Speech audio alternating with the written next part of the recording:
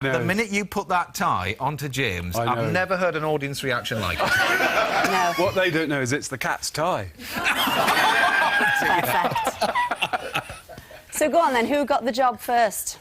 Was it Jim? I did. It you? I did. Hello, And then you? actually I didn't... it was Stuart Orme, the director's idea, said... All right. You know, because there's this YouTube clip of Sir Arthur Conan Doyle where he had a little dog terrier with him. Not quite a Jack Russell, but... so they said, what about Jim? And he is pretty photogenic. And he got the gig. How lovely, though, to take Yeah, your he's dog great. to So work proud, every day. so proud. I bet you are. I bet you are. But it's extraordinary because, is it right in Doc Martin that the baby is actually named after him? And Yeah. Yeah? That's true, isn't it? James Henry, yeah, that's his full name. That is lovely, isn't it? Wow. Oh, you are For all those wonderful, out there, aren't he's you? 5 years old and he was a surprise Christmas present, you were telling us, just as he sat Yeah, your he mum was down. a complete surprise, He's yeah. so well behaved, isn't He's he? not bad, yes, he's had his day. Yeah. He's opened a few sheep's necks up. Yeah, well, and wearing the tie Have you? so well. Have are. you? No Anyway, deaths. Listen, we're going to talk about Arthur and George a little bit, mate. Righto. Yes, we are. But first, we've got a mystery worthy of Sherlock Holmes. Yeah, listen to this, George.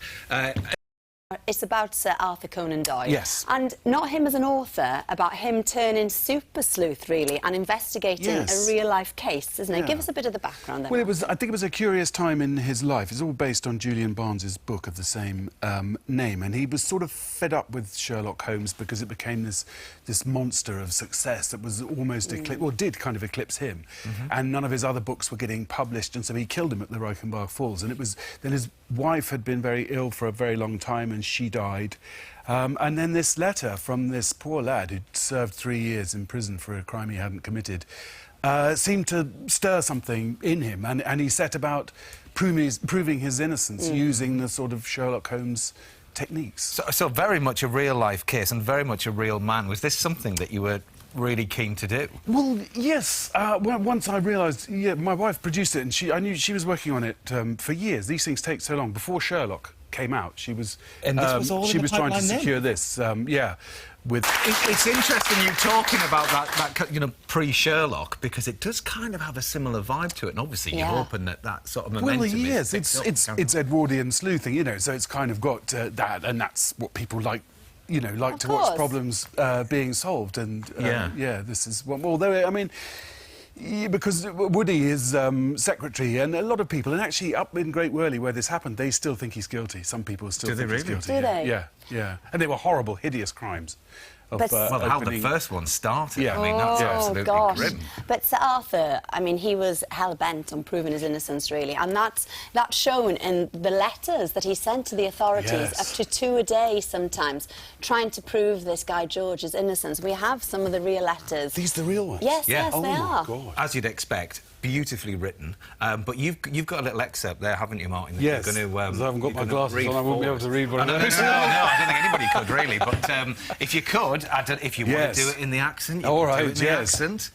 In the case of proving Adalji's innocence, I came across indications of another man's guilt. That's all they want me to read out. Was that well, it was a fine performance, Martin. Absolutely fine. Look, Jim loved it. He's but alert, he's looking. Amazingly, these are coming up for auction. Yes. They're going to be up for auction very shortly. Next Wednesday, in fact, by Bonhams of London, and they're expected to reach between £20,000 and £40,000. For them all, or I think so. I I bet. think for the I bet people entire are set. so fascinated by it. It's never gone away. So people say, "Oh, this is a recent, resurgence of interest in Holmes because of Sherlock." But my cousin Jeremy Brett played Sherlock Holmes for years on the telly. It's never gone away. Everyone is permanently fascinated with this character, and there's so much misunderstanding. Yeah. We were speaking about Jeremy Brett earlier on playing Sherlock, and we have got, here you are, a little picture of him, because people loved that series. Yes. And you took quite a lot of inspiration from that leading up to this part, didn't you? Well, kind of. I mean, yes, because it is, people are fascinated, and you always want to tell an interesting story. But, yeah, I mean, that was Jeremy playing Holmes, so that's a lovely thing. How is it compared to those other roles that you've played in the past? This one, I mean, there's a lot of meat on the bone. There is, yes, and it's always going to be a sort of artist's interpretation of it. Yeah, I can't photographically be him, but I think he was a kind man, a good man. I think he had a very kindly face, lots of laugh lines and everything. Was a loving man, a good parent, a good husband. Yeah, I dig him. Nice to play. Well, as we've talked about proving George's innocence, wasn't the only thing that Arthur Conan Doyle was obsessed with. No, Joe Crowley's been looking at the great author's